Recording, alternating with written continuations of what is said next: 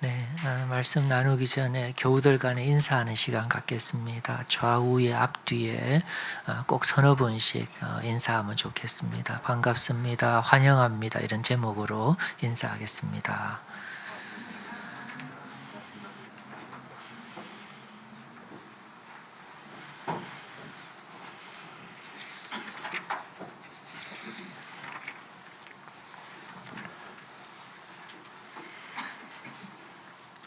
네, 오늘 12월 17일 이제 성탄절이 아주 가까이 왔습니다. 좀 이렇게 바쁘다가도 또 캐롤이 이게 쉽게 또 들을 수 있어서 참 예수님의 그 태어나신 날을 기념하는 이제 절기가 가까이 왔구나 이렇게 좀 깨닫게 됩니다. 오늘 우리가 읽은 이 본문은 성탄의 의미를 드러내는 시적 선언이라고 할 수가 있습니다. 같이 한번 살펴보겠습니다. 먼저 그 1절에서 4절부터 볼 텐데요. 1절에 태초에 말씀이 계시니라 이렇게 시작하고 있습니다. 이제 우리 한글 성경은 이제 말씀이라고 이렇게 번역을 했지만 이제 원어 그 헬라어에는 이제 로고스라고 되어 있습니다. 다시 읽어보면 태초에 로고스가 있었다 이렇게 시작을 하고 있습니다. 이 로고스라는 단어는 이제 헬라 배경을 갖고 있는 단어로서 우주적 이성을 의미한다고 합니다. 그래서 헬라인들, 이제 그리스 사람들이나 로마인들이 이 태초에 로고스가 있었다 이 말을 딱 들을 때 그들은 우주적 이성으로 이해를 했을 것입니다.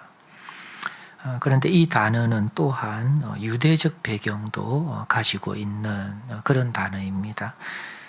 즉 로고스, 말씀이죠. 즉 하나님의 말씀 또는 하나님의 뜻을 수행하는 것, 하나님의 뜻을 수행하는 것으로 이 유대인들은 이해를 했을 것입니다. 다음으로 태초에 말씀이 있었다. 이 태초, 여기서 태초는 만물이 생겨나기 전의 상태를 의미합니다. 만물이 생겨나기 전. 즉, 이 로고스, 말씀은 창조된 적이 없다는 그런 의미인 것입니다. 창조된 적이 없는 로고스, 하나님의 말씀. 이것에 좀 가장 가까운 개념은 구약 성경에 모세가 이제 하나님께서 모세를 만나 주시는 이제 그런 장면이 있는데 모세가 하나님의 당신의 이름이 무엇입니까? 이렇게 질문을 합니다. 그때 하나님께서 나는 스스로 있는 자 아니라 이렇게 I am that I am 이렇게 대답을 하십니다. 그래서 제가 볼 때는 태초에 계신 말씀, 창조된 적이 없는 그 말씀에 이런 스스로 있는 자라는 개념과 좀 통하지 않나 생각을 해보게 됩니다. 그러니까 이 말씀, 이 로고스, 태초에 있은 이 말씀, 심상치 않은, 범상치 않은 그런 존재라는 것을 1절부터 바로 이렇게 우리들은 느낄 수가 있습니다. 그 다음에 1절의 그 두 번째 부분이죠. 말씀이 하나님과 함께 계셨다. 이렇게 하나님과 함께 여기에 하나님과 함께 여기에 우리가 좀 주목을 할 필요가 있습니다. 하나님과 함께 있었다. 여기서 신성을 나타내는 것입니다. 이 말씀, 이 로고스의 신적인 속성을 나타냅니다. 그리고 어떤 신적 속성 중에서도 친밀성, 하나님과 친밀한 관계를 나누는 그런 대상이라는 것을 우리가 알 수가 있습니다. 또한 그러면서도 하나님과 친밀한 관계를 나누는 대상이면서도 하나님과는 구분되는 존재라는 것을 또한 우리가 알 수가 있습니다. 그래서 이 말씀이 하나님과 함께 계셨다. 여기에서 그 말씀의 신성, 또 하나님과의 친밀한 관계, 그러나 하나님과는 구분되는 그런 존재라는 그런 세 가지의 의미를 우리들이 좀 추론할 수가 있습니다. 그런데 1절의 이 세 번째 부분은 말씀이 곧 하나님이시니라 이렇게 하면서 좀 쉽지가 않은 그런 내용입니다. 하나님과 친밀한 관계를 갖는 또 다른 신성을 가진 분, 또 다른 하나님으로 묘사했지만 1절의 그 세 번째 부분의 결론은 말씀이 곧 하나님이다 이렇게 선언을 하고 있기 때문입니다. 여기에서 이제 그 삼위일체라는 어떤 기독교의 교리가 생겨나게 되는 것입니다. 뭔가 구분되는 신인데 하나님이신 한 분 하나님이신, 그래서 도저히 어떤 인간의 어떤 그 합리적인 이해로는 접근할 수가 없어서 삼위일체 이런 교리가 여기에서 생겨나게 된 것입니다. 3절로 가겠습니다. 3절은 만물이 그로 말미암아 지은 바 되었다 이렇게 하면서 이 로고스의 만물 창조를 말하고 있습니다. 그것도 3절에만 두 번에 걸쳐서 반복하면서 이 말씀의 만물 창조를 드러내고 있습니다. 그러니까 창조된 적이 없는 정도가 아니라 창조자라는 것을 더 적극적으로 3절에서는 표현하고 있습니다. 이 요한복음 1장 3절의 이 진술을 창세기 1에서 2장의 창조 기사에다가 적용을 해보면 창세기 1, 2장의 창조 사역이 바로 이 말씀의 사역이었다고 할 수가 있다는 것입니다. 거기에서는 좀 포괄적으로 하나님께서 태초에 천지를 창조하시니라 이렇게 나오지만 요한의 어떤 증언에 의하면 좀 세부적으로는 말씀의 창조 사역이었다라는 것을 우리들이 좀 알 수가 있습니다. 아까 이런 창세기 1, 2장에 그 하나님의 어떤 만물 창조를 이런 요한복음 1장 3절의 어떤 증언을 가지고 다시 한번 보면 훨씬 더 새롭게, 와, 이게 이 말씀, 로고스인 예수 그리스도가 창조의 어떤 주인이 되셨구나 하는 것을 알 수가 있다는 것입니다. 그 다음에 4절인데요. 그 안에 생명이 있었다 하면서 말씀 안에 생명이 있음을 말하고 있습니다. 제가 이제 이 생명 이거를 좀 논하려고 하다가도 생명에 대한 이 이해가 많이 부족하다 이런 것을 제가 좀 느꼈습니다. 우리는 이런 생명에 대한 우리의 그 인식, 이해, 또 경험의 폭을 좀 넓혀갈 필요가 있구나. 그러면 그 안에 생명이 있었다. 이 진술을 훨씬 더 우리가 아는 만큼 그분 안에 있는 생명을 가지신 그분을 우리가 좀 더 이해할 수 있겠다. 이런 깨달음이 사실 저에게 있었습니다.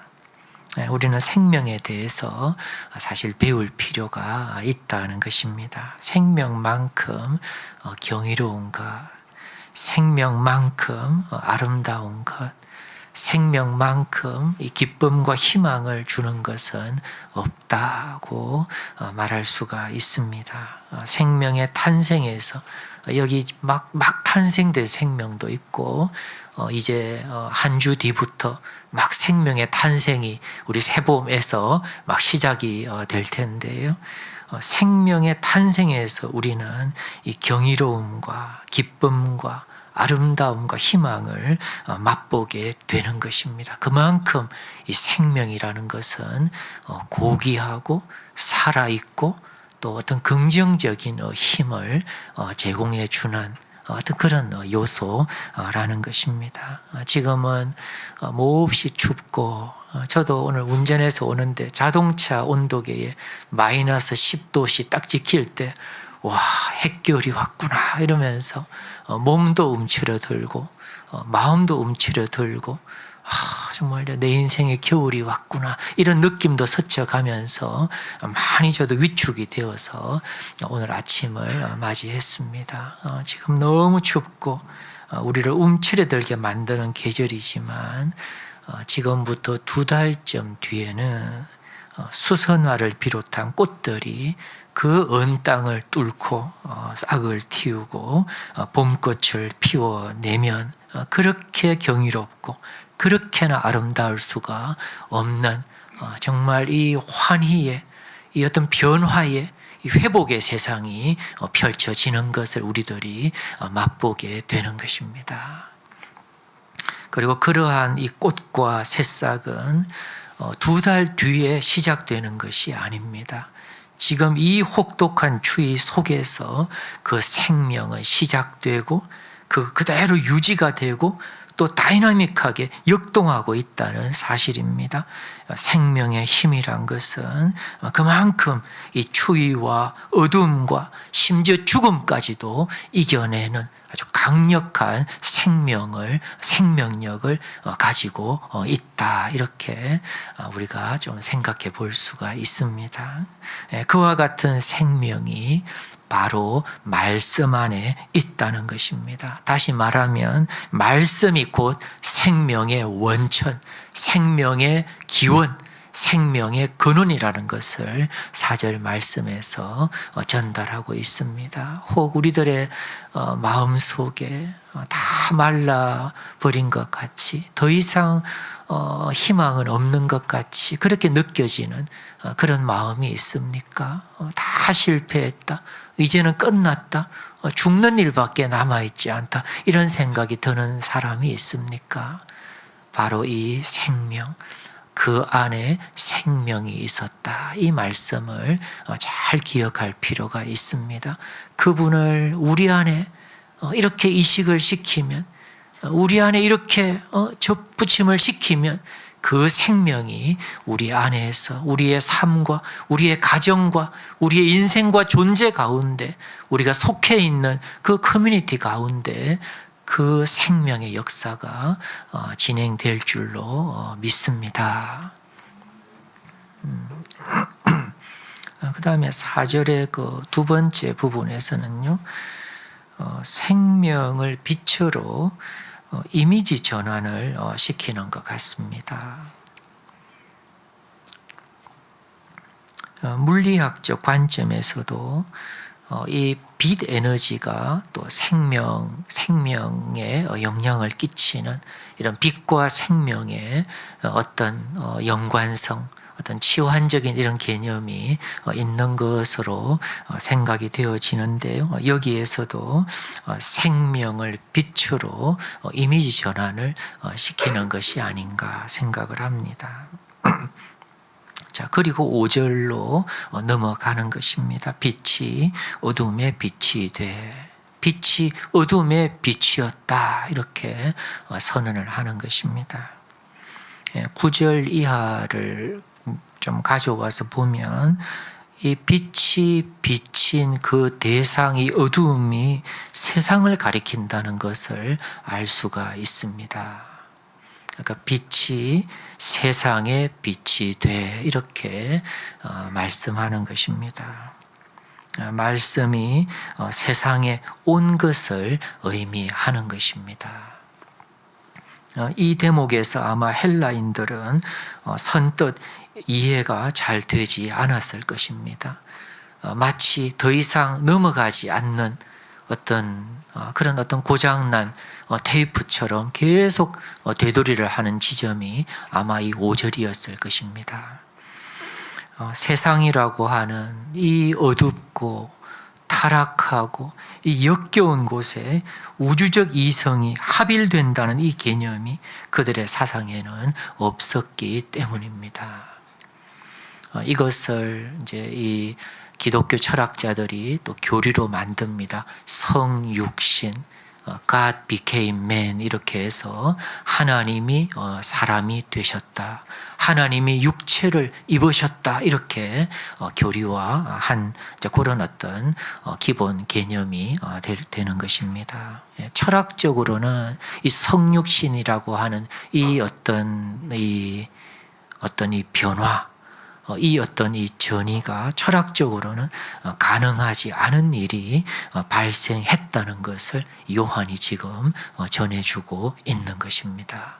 빛이 이 어두운 세상에 빛이 돼 이렇게 5절에서 선언을 하고 있는 것입니다. 우리 이제 상해 경제도 욥기 묵상을 우리 공동체와 함께 꾸준히 하고 있는데요. 욥의 친구들도 이런 정말 높은 이 초월적인 하나님은 이 인간 세상에 그렇게 큰 관심이 좀 없다는 너무 그 간격이 크다는 그런 이야기를 친구들이 하고 있습니다. 그러나 실상과는 틀린 이야기입니다. 하나님은 기꺼이 God became man, 빛이 이 세상 어두운 곳에 빛이 돼 이렇게 말씀하시고 사실 그 말씀대로 그 일을 이루신 하나님이시기 때문입니다. 하나님은 우리들에게 관심이 있으십니다. 저 멀리 초월적인 신께서 나같이 하찮은 이 변두리에 사는 그리고 이 어두움 가운데 있는 나에게 무슨 관심이 있으실까 싶지만은 그렇지 않다는 것입니다. 하나님은 이 어두운 세상 가운데 우리들의 낮고 작은 처지에 하나님은 관심을 가지실 뿐만 아니라 찾아오셨다는 것을 요한이 증언해 주고 있는 것입니다.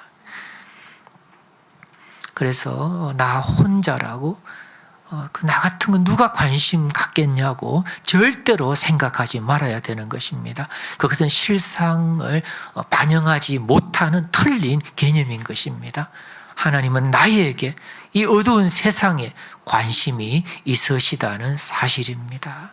하나님은 나를 주목하고 계시고 나와 함께하기를 원하시고 내가 그의 이름을 부른다면 나를 도와주기를 기꺼이 원하시는 사실 기꺼이 그의 목숨을 내어주시는 그런 하나님이시라는 것을 우리는 잘 이해할 필요가 있는 것입니다.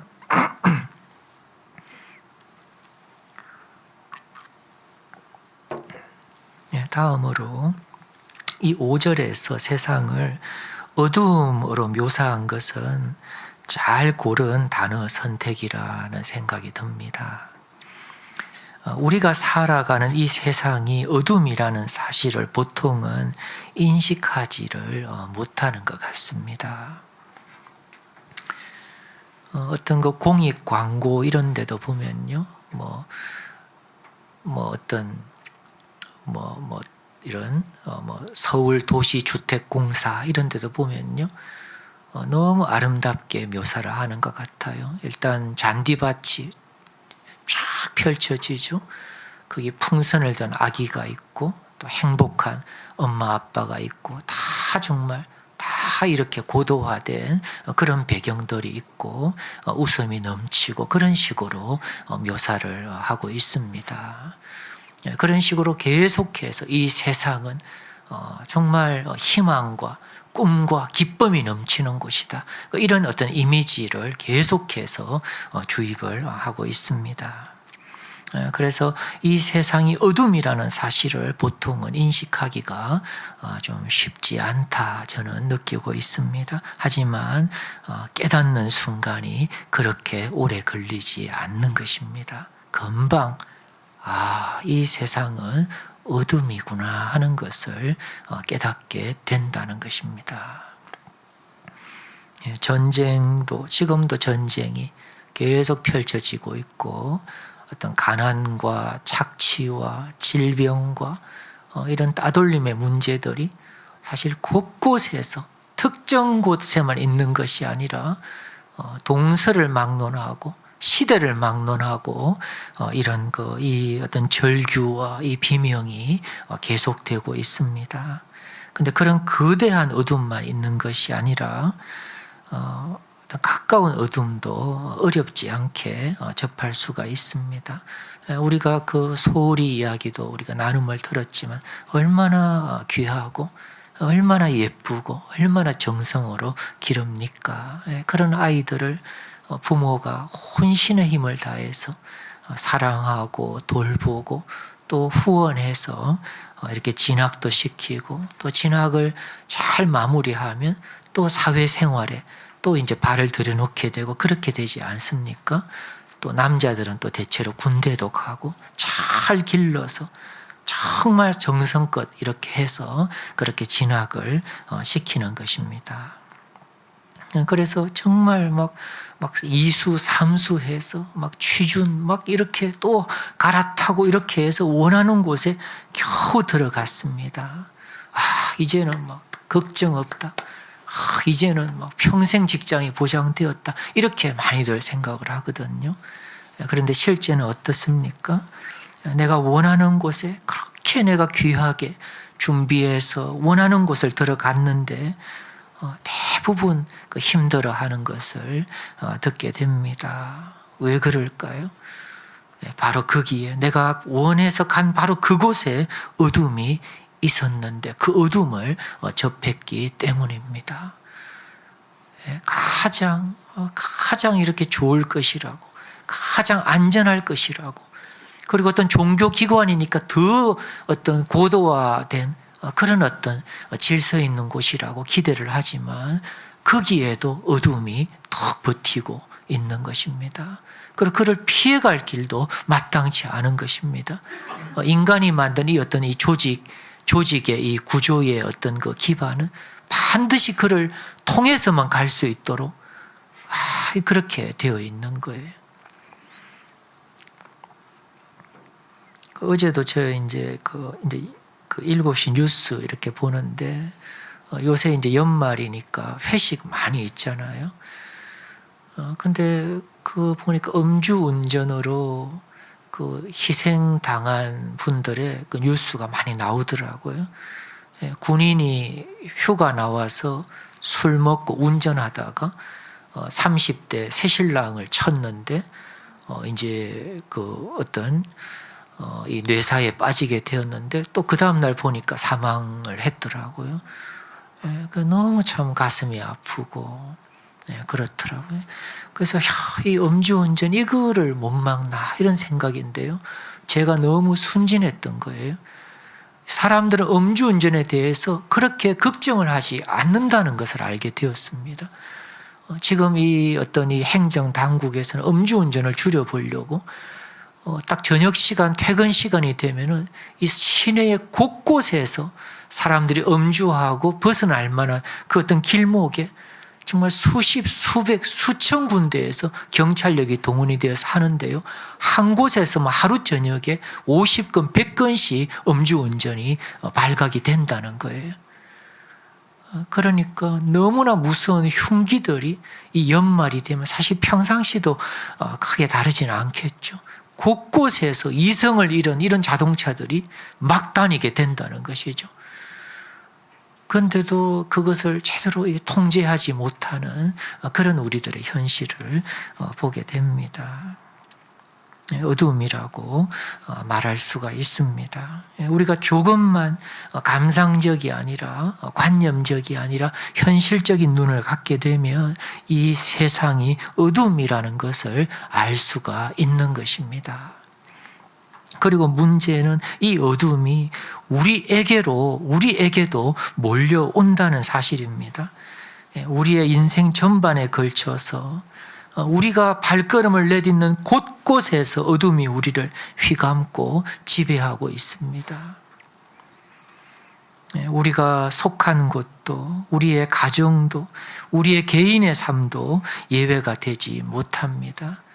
우리가 유치원, 초, 중, 고, 재수, 또 그 위에 학교, 직장, 결혼, 많은 코스를 갈 때마다 어둠이 우리에게 영향을 미치고 있습니다. 이것이 현실입니다. 그런데 더 심각한 문제는 우리 안에도 어둠이 있다는 사실입니다.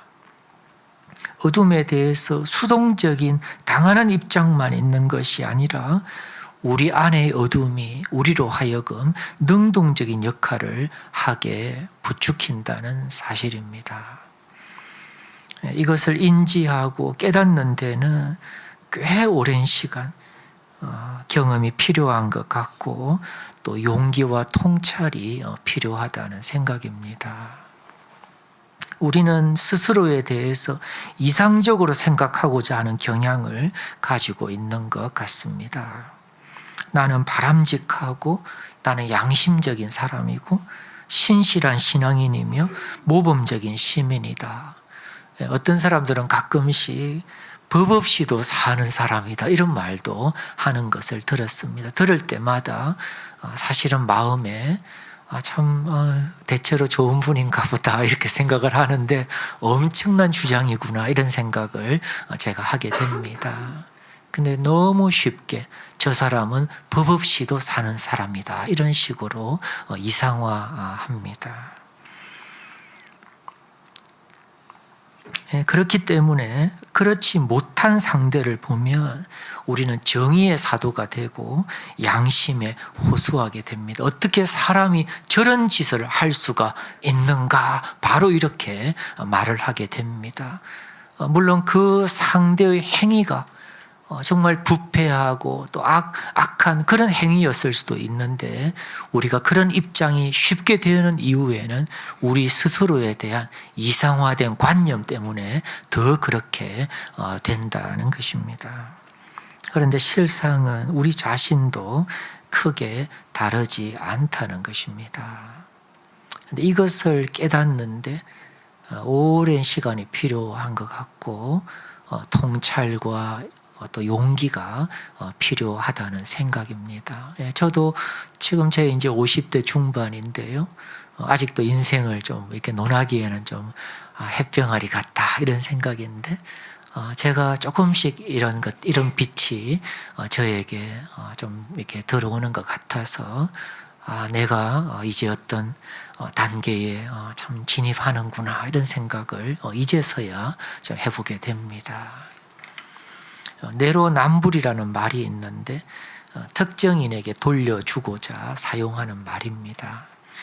그런데 제 생각에는 사실 우리 모두가 내로남불하고 있다 저는 생각을 하고 있습니다.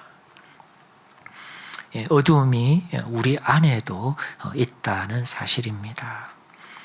그리고 그런 채로는 진정한 안정, 진정한 기쁨, 진정한 만족, 진정한 희망을 찾기가 어렵다는 점입니다. 정리를 하면 어둠으로 인해서 우리의 삶은 어려운 상황에 놓여 있다는 것입니다. 거대한 어둠부터 큰 구조적인 어둠부터 우리 주변의 어둠에 우리는 고스란히 노출되어 있어 위태롭고 불안하고 또 쉼을 누리지 못합니다. 여기에다가 우리 안의 어둠으로 인해서 능동적인 가해적 역할도 마다하지 않음에서 오는 어려움도 있다는 것입니다. 기본적으로 희망을 이야기하기에 어려운 그런 구조 속에 우리가 놓여 있습니다. 이런 절망적 상황에 교육이나 정치나 복지와 같은 인간 제도가 있지만 그것이 얼마나 한계를 가진 것인지 삶을 경험해 보면 깨닫게 됩니다. 희망이 없다는 말이 우리 청년들이 정말 이번 생은 망했다, 더 이상 희망이 없다 이렇게 말하는 것이 사실은 빈말이 아니다, 이런 생각을 해보게 됩니다. 이와 같은 어둠과 그로 인한 부패와 절망의 세상에 5절은 빛이 빛이었다고 말씀하고 있는 것입니다. 한번 따라해 보실래요? 빛이 어둠에 빛이 돼. 이 말씀, 이런 이 희망을 사실 이 현실을 안다면 논하기 어려운 이 어두운 세상에 빛이 태초부터 계신 그 빛이 이 세상에 오셨다라는 것을 요한은 선언하고 있습니다. 이것은 어둠에 속해 있는 우리의 입장에서는 당연하다는 듯이 생각할 수 있겠지만, 우리가 악인을 어떻게 대하는지를 생각해 보면 이 일이 쉬운 일이 아니라는 것을 어느 정도 알 수가 있습니다. 우리는 어둠의 능동자들을 향해서 실은 처단하라고 주문을 하고 있지 않습니까? 그런 어둠을 향해서 이 빛이 오셨다고 말하고 있는 것입니다. 그리고 하나님께서 어떤 분이신지, 그의 그 거룩하심이 무엇을 의미하는지를 이해한다면, 그런 그분이 이런 어둠에 오셔서 어둠과 함께 하시며 어둠에 머무는 것이 사실은 거의 불가능한 일이라는 것을 알 수가 있을 것입니다.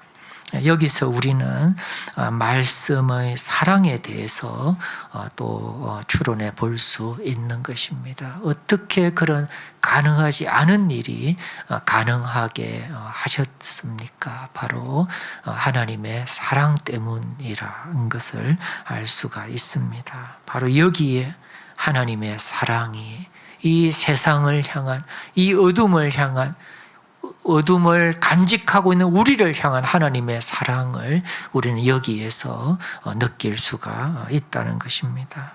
만약에 우리가 진실한 사랑을 받는 사람이라면 우리는 살아갈 의미와 어떤 이유를 그 사랑받음에서 찾을 수가 있습니다. 그런데 여기 인간의 사랑보다 더 크신 하나님의 사랑이 우리에게 나타났다는 사실을 요한이 말해주고 있습니다. 혼자라고 절대 생각하지 마십시오.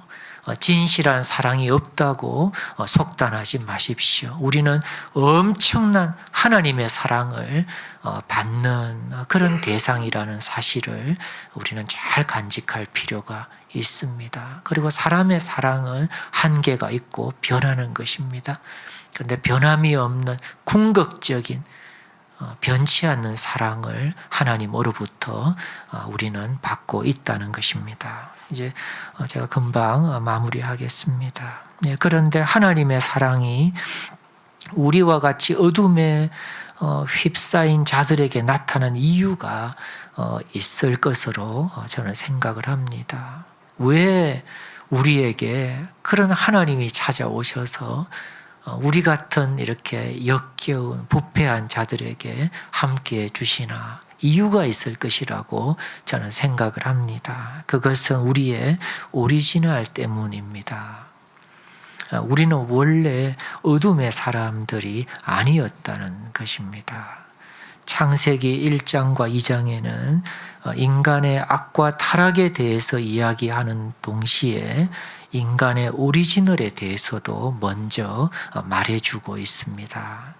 그것은 인간이 심오한 존재, 그리고 아름다운 존재라는 것을 먼저 말하고 있습니다. 정말 사랑스러운 존재라는 것, 신비로운 존재라는 것을 말하고 있습니다. 왜냐하면 인간에게는 하나님의 형상, 하나님의 형상으로 만들어졌고 설계도가 다릅니다.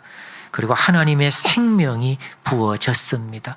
인간을 인간되게 한 그 어떤 원초적인 동인이 하나님의 바로 그 생명이라는 사실을 창세기 1, 2장은 말해주고 있습니다.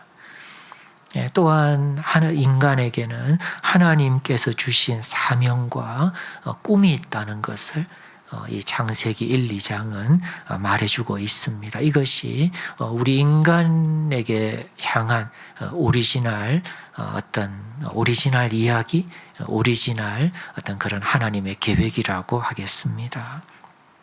악과 타락이 초래한 어둠이 그것을 마치 다 이렇게 무시하는 것처럼 보였지만 하나님께서는 그것을 잊지 않고 계시며 그것을 회복시켜 주고자 지금 일하고 계신 것입니다. 이제 12절과 13절로 좀 건너뛰어 보시면요. 영접하는 자 곧 그 이름을 믿는 자들에게는 하나님의 자녀가 되는 권세를 주셨다. 이렇게 말씀하고 있습니다. 영접하는 것, 받아들이는 거죠. 그러니까 이 로고스, 말씀을 받아들이는 사람. 이게 이제 처음에는 이 요한 복음의 저자가 로고스로 쭉 이야기를 합니다. 로고스가 태초에 있었고 하나님과 함께 계셨고 만물이 그로 말미암아 지은 바 되었고 하면서 막 이 독자들은 로고스가 뭐지? 막 이렇게 했을 거예요. 근데 6절에서 8절에 보면 요한이 증언한 사람 이렇게 딱 나와요. 아직도 예수라는 이름은 나오지 않았는데 요한의 증거를 들은 수많은 사람들은 아니 이게 예수를 가리키는 거야? 뭐 이렇게 식으로 하는 거예요. 그리고 17절에 가서 처음으로 예수 그리스도라고 로고스로 시작을 해서 요한의 증언의 어떤 디딤돌을 통해서 예수 그리스도라고 탁 이렇게 베일을 벗겨내는 어떤 그런 흐름을 요한은 채택을 하고 있습니다. 영접하는 자, 곧 말씀을 받아들이는 자, 곧 말씀이신 예수 그리스도를 받아들이는 자에게 이런 하나님의 자녀가 되는 권한을 주셨다. 이렇게 말을 하고 있습니다. 그래서 우리를 둘러싼 어둠에도 불구하고 마치 완전히 그 어떤 오물에 막 이렇게 오물 묻어서 오물에 빠진 어떤 그 인형을 이렇게 잘 주워서 샘물에다가 다 씻어내고 다 세탁을 하고 건조기에 잘 돌려서 깨끗하게 그리고 장인의 손길로 잘 이렇게 해서 오리지널을 회복하는 듯한 어떤 그런 우리를 둘러싼 그 어둠과 오물과 그 어떤 이 역겨움에도 불구하고 그를 구해서 깨끗하게 씻으셔서 하나님의 자녀로 삼으시고 그를 향한 하나님의 그 오리지널을 이루게 하신다라는 것을 12절 13절에서 말씀하고 있습니다. 이런 점에서 이것을 새로운 탄생이라고 부를 수가 있습니다. 우리가 이런 위대한 탄생 이런 어떤 개념들이 많이 있는데 사실은 이 새로운 탄생, 완전히 어떤 우리의 어떤 그 신분, 우리의 어떤 그 삶이 완전히 다시 태어나는 그런 새로운 시작을 12절에서 사실은 이야기하고 있습니다. 제가 말씀을 마무리합니다. 여기서 핵심은 말씀을 영접하는 것입니다. 잘 들으십시오. 영접한다는 것은 그의 말씀과 그가 이루신 일을 사실로 믿고 받아들이는 것이고 하나 더 더하면 그분을 내 삶의 구세주와 주님으로 받아들이는 것을 의미합니다. 이 두 가지입니다. 이 두 가지를 잘 우리가 우리 것으로 삼으면 말씀이신 예수를 우리 삶에 초청하고 영접할 수가 있는 것입니다. 그렇게 되면 그분이 나를 새롭게 해주시고 나의 만만치 않은 삶에도 함께 해주시며 내 삶의 어둠, 내 안의 어둠까지 물리치시며 역경과 고난이 있겠지만 그럼에도 불구하고 나의 인생과 나의 가정을 빛되게 해주실 것입니다. 말씀을 마칩니다. 성탄절 즈음에 성탄이 얼마나 감당하기 어려운 일이었으며 또 이해하기 어려운 일인지를 함께 생각해 보았습니다. 감상뿐 아니라 성탄의 열매를 맛볼 수 있음을 함께 살펴보았습니다. 그 말씀을 진정으로 받아들임에 한 걸음 더 다가가는 저와 교우들 되시기를 주님의 이름으로 축원드립니다. 제가 한번 기도하겠습니다. 하나님, 참 저희가 참 어둠에 속해 있음을 다시 한번 생각해 봅니다. 그리고 이 어둠에 속해 있는 저희를 향해서 다 이해할 수 없을 정도로 엄청난 사랑을 나타내 주신 주님을 또한 생각해 보고자 합니다. 그리고 그 주님을 우리의 마음에서 만나고 또 깨닫고 받아들일 수 있기를 원합니다. 저희의 마음과 삶을 주님께서 도우시고 인도해 주셔서 말씀이신 주님을 잘 받아들이고 그분을 내 인생의 구세주와 주님으로 잘 받아들이는 저희 되도록 이끌어 주시기를 구합니다. 그 결과 우리를 둘러싼 어둠이 물러가며 우리 안에 감추어져 있는 묻혀져 있는 하나님의 오리지널을 회복해 하시는 주님의 역사를 경험하는 저희들 되도록 인도해 주시기를 구합니다. 주 예수님의 이름으로 기도드립니다.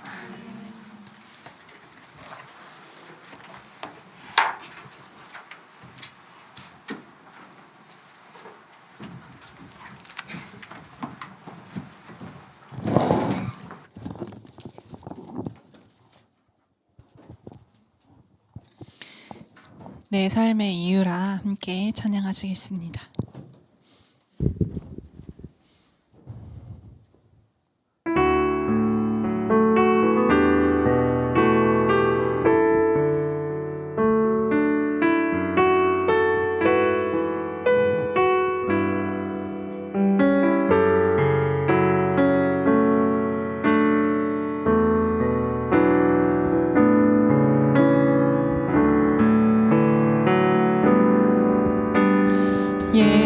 예수는 내 힘이요 나의 기쁨 내 참 소망 그 이름의 생명이 내 삶의 이유라 오직 주만 따라갑니다.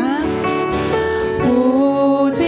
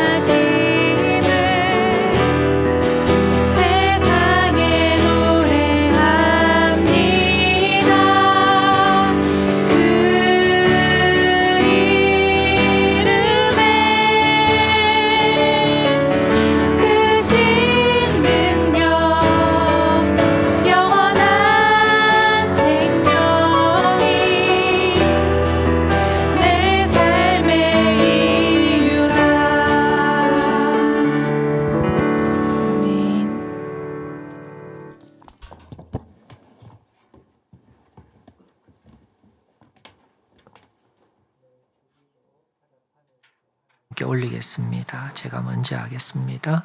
하늘에 계신 이름이 거룩히 여김을 하나님의 나라가 뜻이 하늘에서 이룬 것 같이 오늘날 우리가 우리에게 죄 지은 자를 우리 죄를 우리를 시험에 다만 악에서 나라와 권세와 영광이 아버지께 영원히 있사옵나이다. 아멘. 하나님께 예배하게 하심을 감사드립니다. 우리 입술의 찬양이 마음의 고백이 됩니다. 주님께서 저희의 고백과 감사를 함량하여 주시기를 원합니다.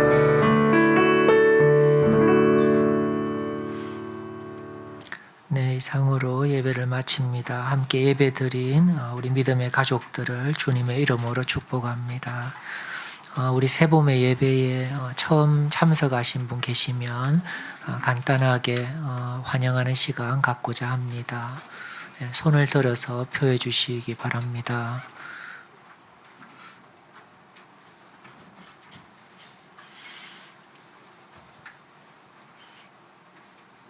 네, 우리 송하숙 우리 자매님 옆에 우리 처음 오신 거 맞죠? 네, 네, 우리 한번 박수로 우리 두 분을 환영하면 좋겠습니다. 네, 지난 주에도 보니까 3층에도 새로 오셔서 예배드린 또 가족이 있다고 들었습니다. 처음 보시면 또 잘 환영하고 또 잘 안내하면 좋겠습니다. 2번에 보시면 다음 주일 이제 24일인데요. 이제 오후를 이제 성탄 이브 시간을 함께 가지려고 합니다. 그래서 그 일부 예배와 또 식사 및 또 교제를 하고 2시 반부터 성탄 이브 시간을 가지니까 참고해 주십시오. 그리고 송구 영신 예배는 30일 8시에 이곳에서 갖도록 하겠습니다. 예, 그리고 5번에 보시면 신년 사경회가 1월 13일 토요일 하루 진행이 됩니다. 예, 하나님의 뜻 가운데 하나님과 함께 새해의 페이지를 여는 그런 시간이 될 것입니다. 이것은 사실 선택이 아니고 우리 교회 공동체 전체가 함께 이렇게 함께 하나님과 함께 새해를 여는 그런 우리 교회 전체의 행사입니다. 예, 다 참여해 주시면 좋겠습니다. 예, 그리고 12월에 그 생일맞은 교우들이 있습니다. 예, 어제는 우리 또 현성동화 부부의 또 부부가 생일이 같아서 우리 막 카톡방에서 축하를 했고 또 수요일은 보니까 이제 그 미국에서 유학 중에 있는 이효영 자매 또 생일인데 우리 성원 자매는 뭐 정말 말할 것도 없죠. 크리스마스 날 태어나고 했는데 잘 기억해서 또 축하하면 좋겠습니다. 시간이 조금은 되긴 했는데 오늘 마지막 순서로 그 2024년도 예산을 좀 의결하는 시간을 가지려고 합니다. 저희가 이런 예산을 좀 저희가 이렇게 설계하고 또 의결하는 시간이 좀 늦어져서 좀 교우들에게 죄송합니다. 그래서 원래는 한 주 정도의 좀 이렇게 살펴보는 그 여유를 가졌는데 이번에는